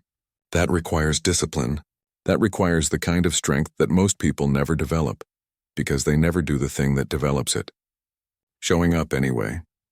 So on the next hard day, and there will be one soon, remember this. This is your opportunity. This is where you build yourself. This is where you become the person you're meant to be. Not on the easy days, here now, in this moment of difficulty and choice, choose to show up. Choose to honor your commitment. Choose to be someone who keeps promises, especially to themselves, especially when it's hard. The hard days define you. Let them define you as someone strong, someone resilient, someone who can be trusted to follow through no matter what. That's who you're becoming, one hard day at a time. Chapter 5. Discipline as Freedom. There is a paradox at the heart of discipline that most people never understand. They see discipline as restriction, as limitation, as a cage that confines them, that strips away spontaneity and joy, that forces them into rigid patterns that feel more like prison than progress. But this is the fundamental misunderstanding. Because discipline is not about control in the way most people think. It's about peace. It's about liberation. It's about creating a foundation so solid that you become free to build anything on top of it. Discipline is not about control. It's about peace. True peace, the kind that settles deep in your bones and doesn't waver when circumstances shift. The kind that allows you to move through life with clarity and purpose instead of chaos and confusion. Most people live in constant internal conflict. They want one thing but do another. They know what they should do but consistently choose what feels easier in the moment. They set intentions in the morning that they abandon by afternoon. They make promises to themselves that they break without ceremony. And this constant contradiction creates a low-grade anxiety that colors everything. A perpetual sense of being at war with themselves. This is exhausting, soul-draining. It consumes enormous energy just to manage the internal conflict, the guilt, the self-recrimination that comes from constantly acting against your own stated values and goals. But when your actions are guided by commitment instead of emotion, something remarkable happens. You become free, free from hesitation, free from guilt, free from the endless search for motivation, free from the exhausting internal debate that precedes every action. When you have discipline, when you've built systems and commitments that guide your actions regardless of how you feel, decision-making becomes simple. The question is no longer, do I feel like doing this? The question is answered before it's asked. You do it because the system says you do it, because you've committed to it, because it's simply what you do, and in that simplicity there is profound freedom. You're no longer controlled by the fluctuations of mood and emotion. You're no longer at the mercy of whether you woke up on the right side of the bed. You're no longer dependent on external circumstances aligning perfectly before you can act. You don't need to wait for the perfect conditions. You simply move because you said you would. That's power. That's stability. That's freedom. Let me show you what this looks like in practice. Let me paint you a picture of what life feels like when discipline has become so integrated that it no longer feels like discipline at all, but simply like living in alignment with yourself. Imagine waking up in the morning. There's no negotiation, no debate, no lying in bed wondering if today is the day you'll follow through or the day you'll give yourself a break. The alarm sounds and you rise, not because you feel amazing, not because you're bursting with energy, but because this is what you do. This is who you are. The action is automatic but not mindless. It's conscious but not effortful. You move through your morning routine. Each action flows into the next. You don't waste energy deciding what to do or when to do it. The structure carries you. And within that structure, your mind is free to be present, free to notice the morning light, free to experience gratitude for the simple act of being alive, free to think creative thoughts because you're not using all your mental energy, managing chaos and making constant decisions. You approach your work. You sit down at your designated time. You begin.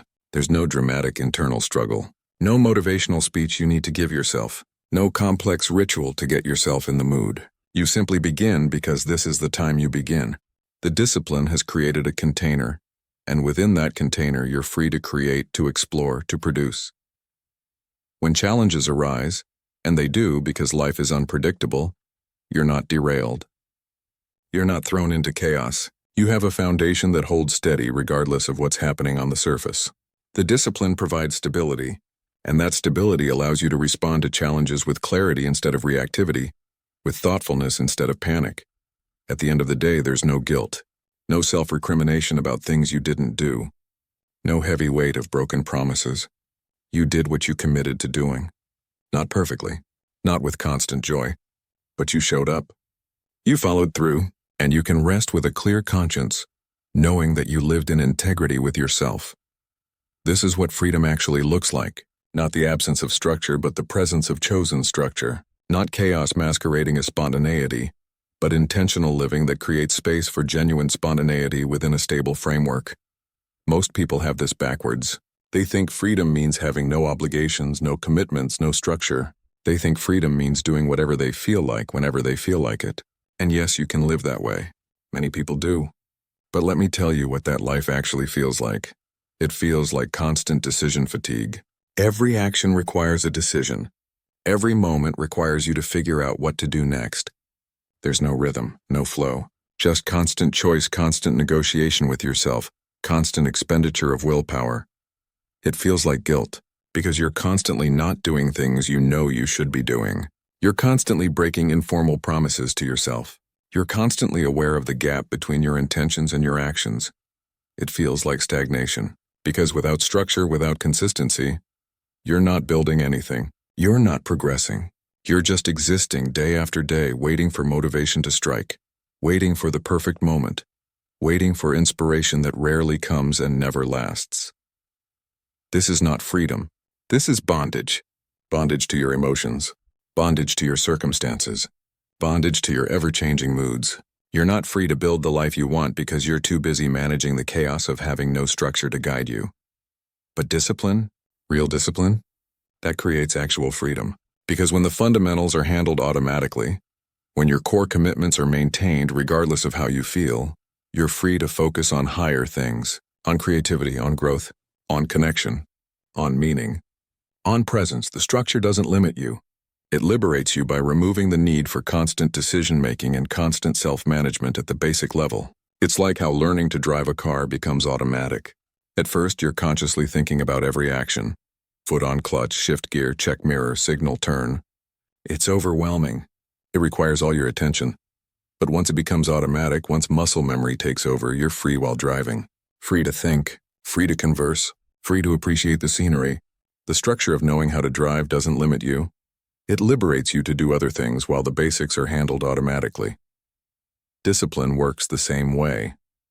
Once your core routines and commitments become automatic, you're free. Free to live fully, free to be present, free to explore and grow and create within the stable container that discipline provides. Let me go deeper into this concept of freedom through commitment, because it seems counterintuitive. How can committing to something create freedom? How can saying, "I will do this every day no matter what," make you more free rather than less? The answer lies in understanding what freedom actually is. Real freedom is not the absence of constraints. It's the presence of agency. It's the ability to direct your life intentionally instead of being tossed around by circumstance and emotion. When you commit to a discipline, you're not giving up freedom. You're exercising it. You're using your agency to declare, this is important to me. This is who I want to be, and I'm going to act in alignment with that regardless of temporary feelings or inconvenient circumstances. That's not loss of freedom. That's the ultimate expression of freedom, because you're no longer at the mercy of whatever you happen to feel in any given moment. You've transcended the tyranny of emotion and circumstance. You've claimed authority over your own life. Think about it this way. Imagine someone who is addicted. They constantly crave their substance or behavior. They think about it constantly. They arrange their life around it. They break promises to themselves and others to accommodate it. They feel guilty and ashamed but can't stop. Are they free? No, they're in bondage. Complete bondage to a compulsion they can't control. Their lack of discipline hasn't made them free. It's made them a slave to their impulses. Now imagine someone in recovery. Someone who is committed to sobriety, who follows a program, who maintains routines and structure, who has disciplines they follow daily. Are they less free than the addict? Or more free? They're more free. Profoundly more free. The discipline, the structure, the commitment. These things have liberated them from bondage. They're no longer controlled by their craving. They're no longer slaves to their impulses. They've reclaimed agency over their own life.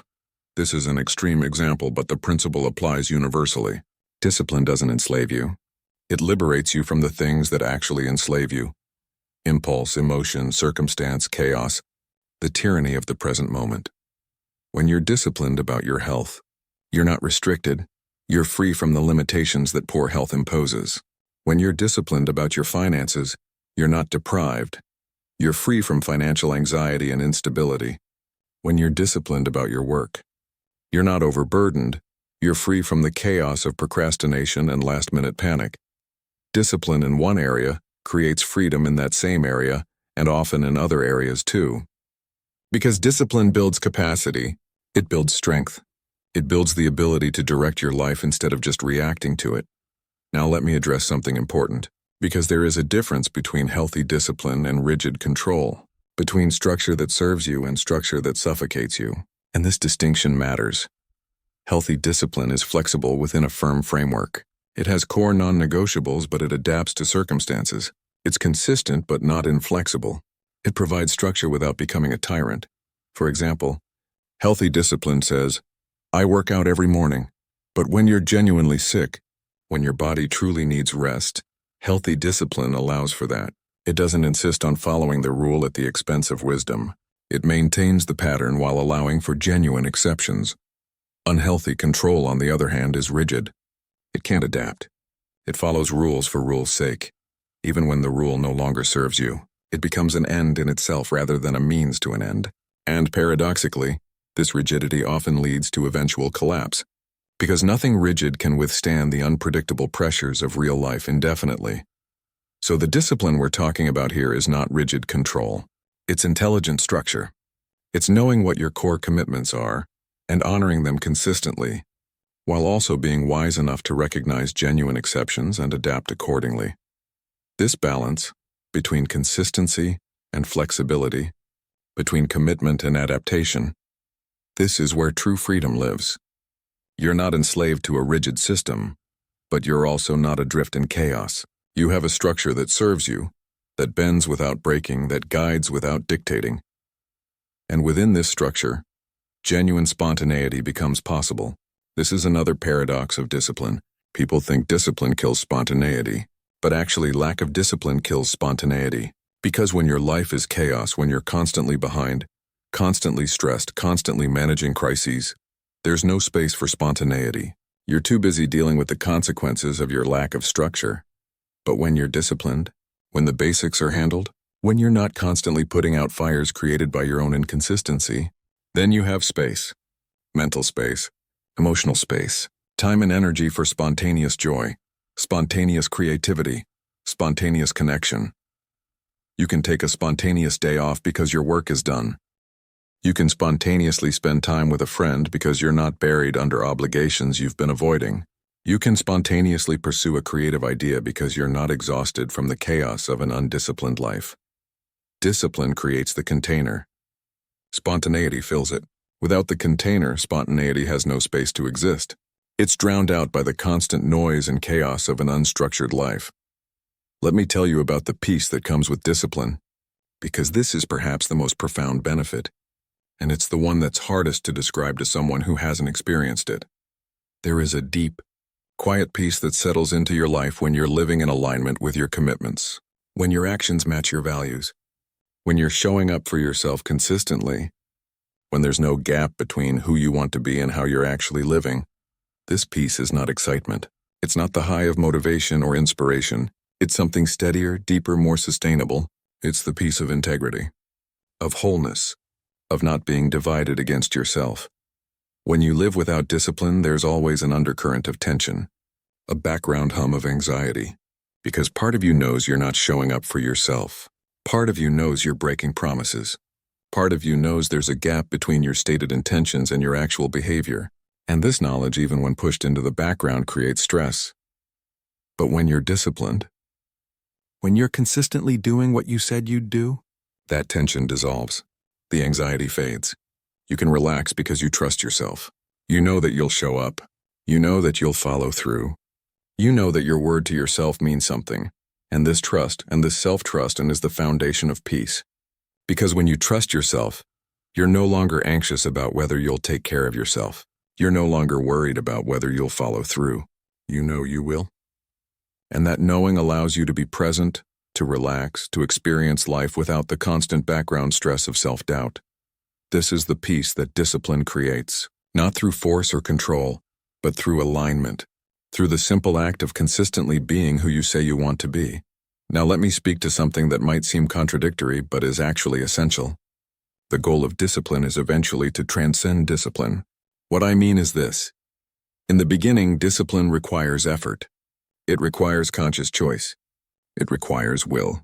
But over time, with enough consistency, discipline becomes identity. It becomes simply who you are and what you do. At this stage, it no longer feels like discipline. It no longer feels like restriction or effort or forcing yourself. It feels like living naturally, like breathing, like being yourself. The structure that once required intention now runs automatically. The commitment that once required willpower now requires almost none. This is the ultimate freedom. Not freedom from discipline, but freedom through discipline.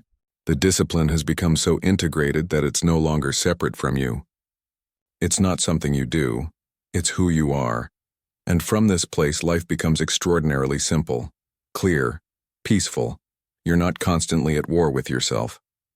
You're not constantly negotiating and debating and wondering if today is the day you'll follow through. You simply live.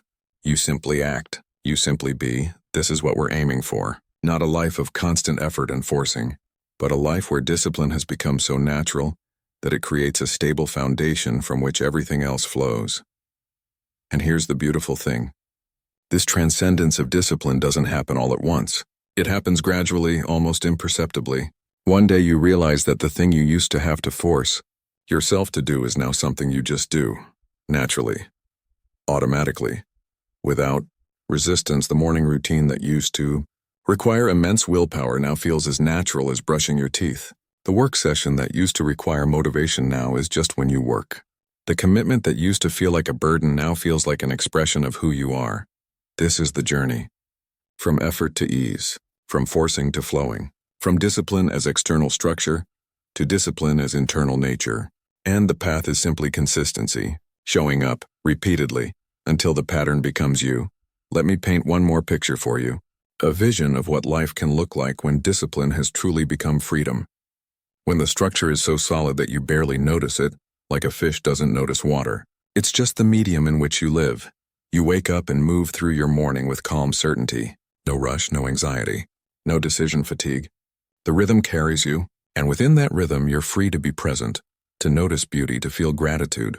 You work with focus and clarity, not because you're forcing yourself, but because this is your time to work and your mind knows it.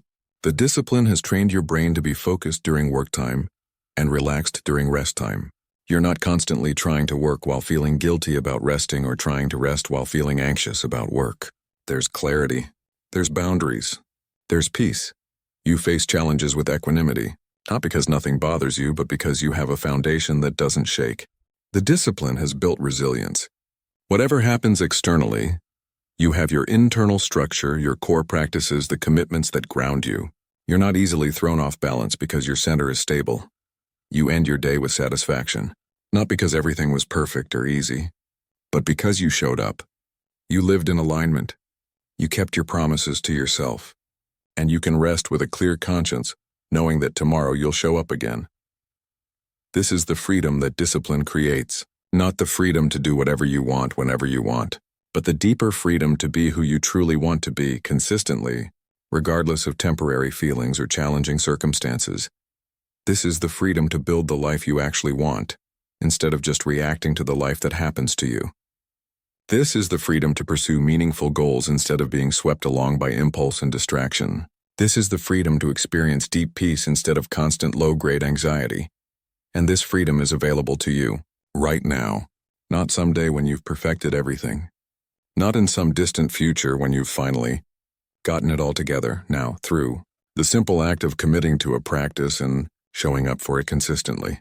The structure you build today creates the freedom you'll experience tomorrow. The discipline you practice now becomes the peace you'll live later. The commitments you honor in this moment lay the foundation for the life you want to live.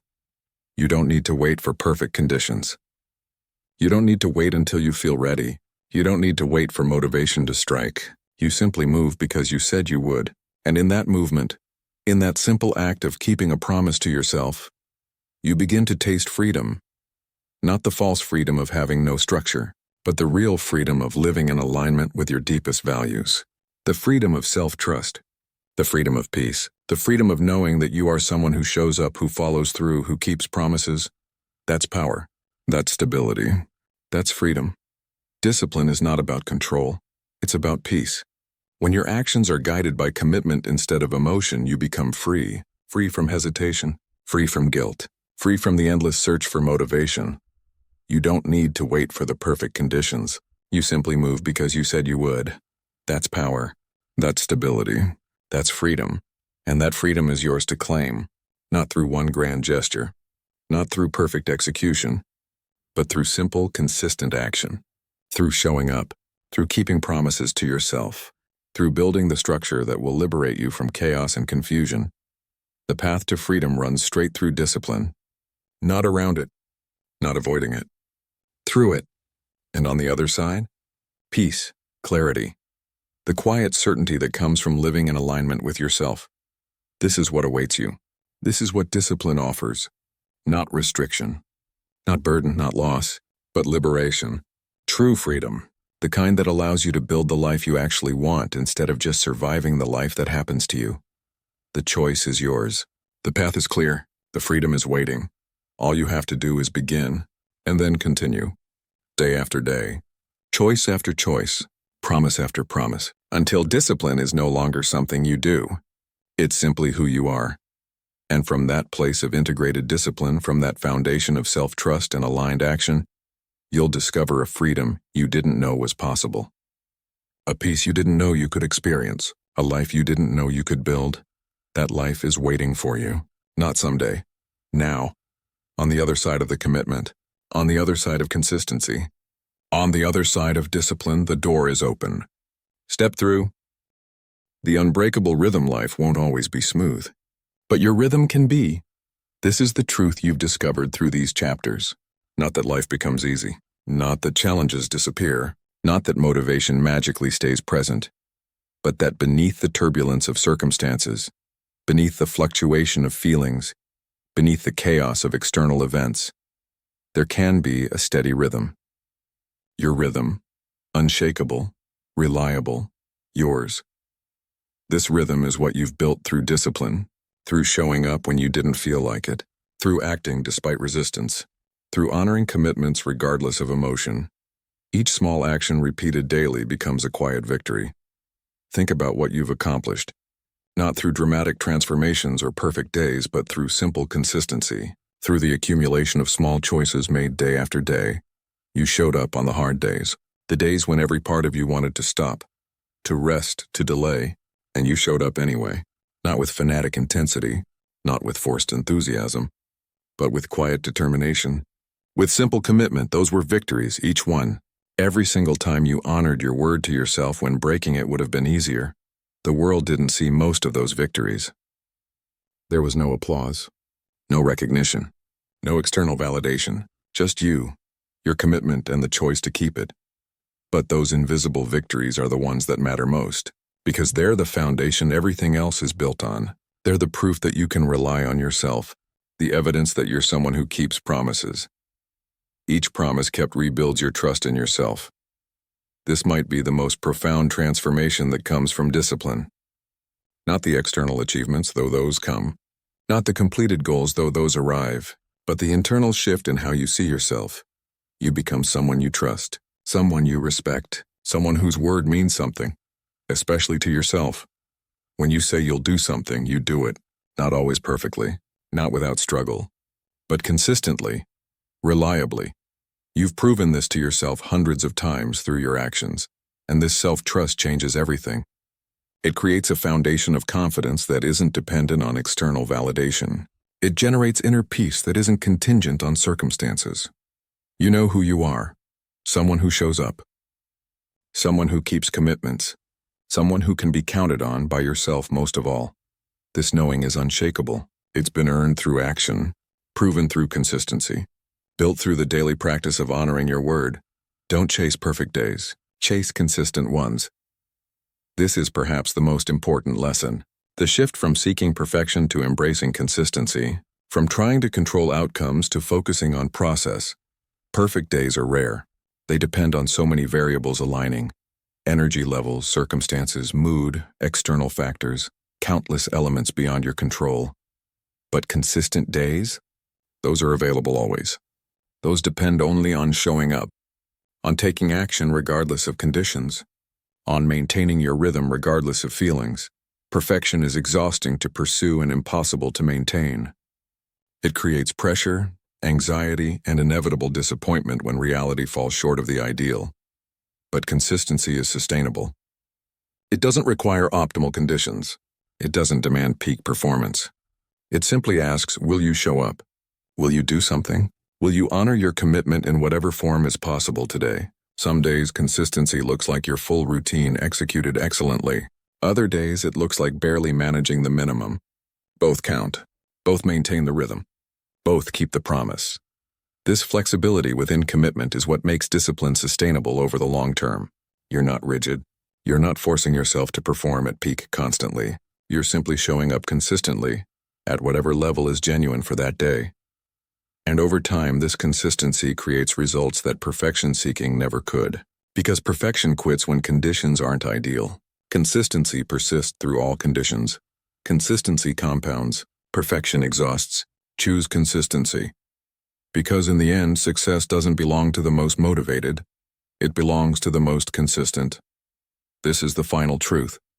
The ultimate realization. The understanding that changes how you approach everything. Motivation is wonderful when present. It makes action feel effortless, energizing, joyful.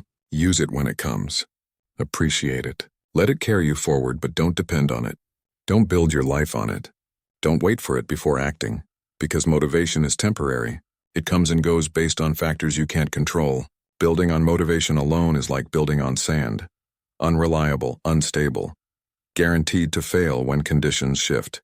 But consistency is bedrock. Solid, dependable. Not sexy or dramatic, but unshakable. The most motivated person makes progress in bursts. Intense periods of activity followed by long periods of nothing. A few brilliant weeks followed by months of inaction. The pattern is dramatic but ultimately unproductive. The most consistent person makes progress steadily.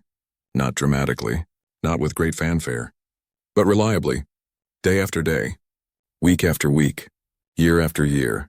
And when you look back after time has passed, the consistent person has traveled so much farther, has built so much more, has become so much more than the motivated person ever did. Because motivation fades, energy depletes, enthusiasm wanes. These are temporary states, but consistency is a choice, a practice, a commitment that doesn't depend on feeling good. That doesn't require optimal conditions. That persists through all seasons. That's the power of discipline. Not that it makes life easy or always enjoyable, but that it makes achievement inevitable. Not immediate, but inevitable. If you show up consistently, if you take action regularly, if you maintain your rhythm regardless of feeling, you will reach your goals. Not might, will. It's simply a matter of time and persistence. The math is simple. Small actions repeated consistently over time create enormous results. Not through any one action, but through the compound effect of thousands. This is how discipline becomes peace. That's how routine becomes freedom. Peace comes not from having no challenges, but from having a stable foundation beneath the challenges. From knowing that regardless of what happens externally, you have your rhythm, your practice, your commitment. When life is chaotic, your routine provides stability. When emotions are turbulent, your discipline provides anchor.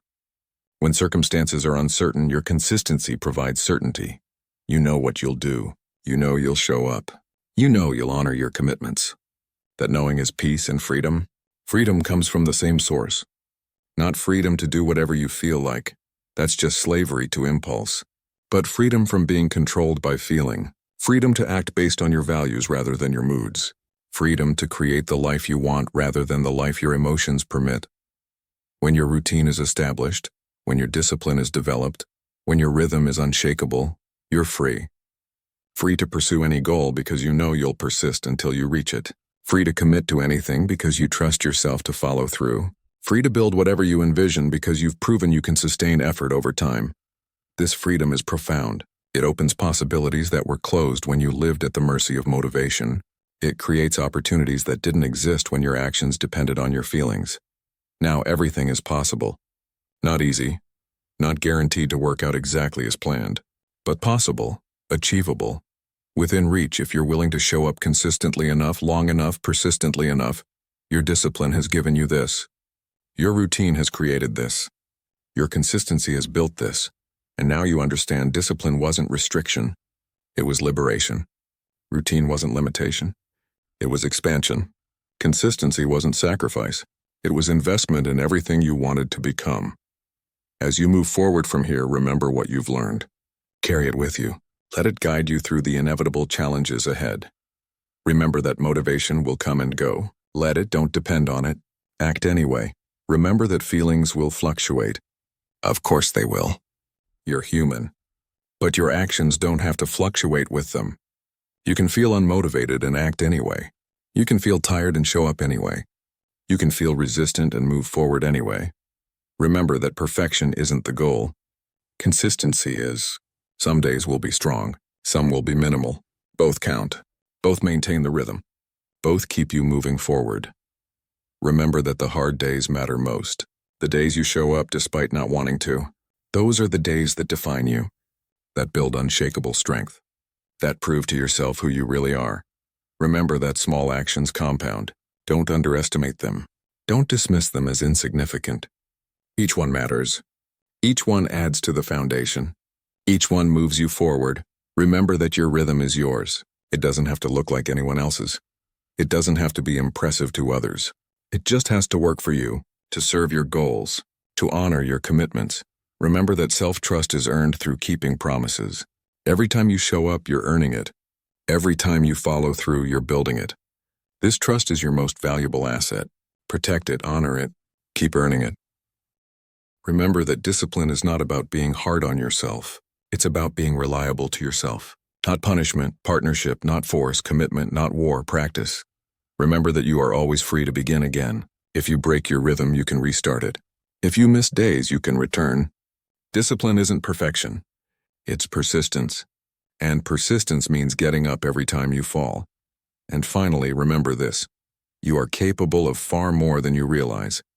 Not because you're superhuman, but because you've learned something most people never do. That action doesn't require feeling ready.